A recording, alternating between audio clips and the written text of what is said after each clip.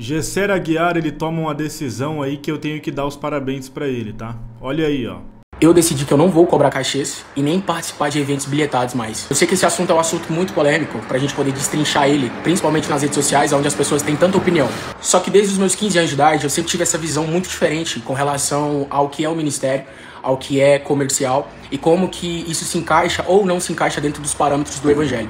O meu pastor presidente, o pastor Joel, vulgo Joelzeira, ele sempre me ensinou, desde muito novo lá na igreja, sobre a importância da gente não comercializar a fé, e muito menos o ministério, né, ou o propósito que Jesus nos confiou. E desde que eu comecei a cantar de forma itinerante, lá em 2021, quando eu lancei a canção Alívio e todo mundo começou a me conhecer, eu percebi, né, que existia um padrão por trás de todo o ministério de algumas pessoas e de alguns artistas, e que era muito normal as pessoas tratarem o propósito de forma comercial. Isso me incomodava muito, isso desde 2021.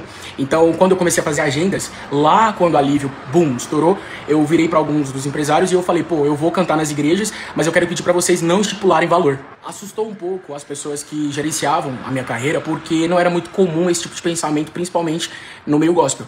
E daí eles foram me explicando que não era assim que funcionava, que a gente precisava, né, sim, de um valor, porque tem toda uma estrutura, tem todo o contexto por trás, tem gastos, tem despesas. E aí eu falei, então beleza, estipula um valor de R$600, apenas, não passe disso, pede a passagem, o hotel e a alimentação. Só que até os R$600 me incomodava. O fato de eu chegar para algum pastor ou a igreja entrar em contato com a gente e pedir para que eu fosse lá me apresentar, para que eu fosse lá ministrar e eu estipulasse um valor para que eu pudesse estar ali, me incomodava muito. Foi onde eu percebi que eu não concordava com essa visão de misturar o comercial com o chamado, com o propósito.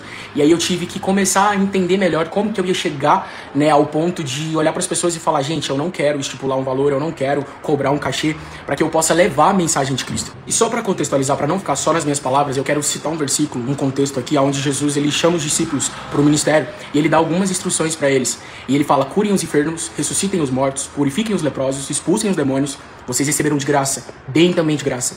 E aí logo depois ele fala, não levem nem ouro, nem prata, nem cobre, não levem nenhum saco de viagem, nem túnica extra, nem sandálias, nem bordão, pois o trabalhador é digno do seu sustento. Eu sei que o contexto histórico desse versículo aqui é totalmente diferente do que a gente vive hoje. Só que às vezes a gente para pensar, se a gente for analisar mesmo, o contexto histórico da sociedade nessa época era muito mais difícil, porque a gente não tinha tanta locomoção de fácil acesso, a gente não tinha tanta comunicação. Então, para os discípulos ou qualquer outro ministro ou qualquer outra pessoa que fosse levar o evangelho, seria muito mais difícil do que hoje. Só que Jesus ele fez questão de deixar frisado, de deixar claro, para que as pessoas não comercializassem algo tão genuíno, tão valioso, tão precioso, que é o evangelho dele e que é a mensagem que ele tem para passar para o mundo. Queridos irmãos, até aqui tá bom, já dá pra entender a visão daqui do que o Gesser Aguiar quer passar nesse novo momento da vida dele aí, né?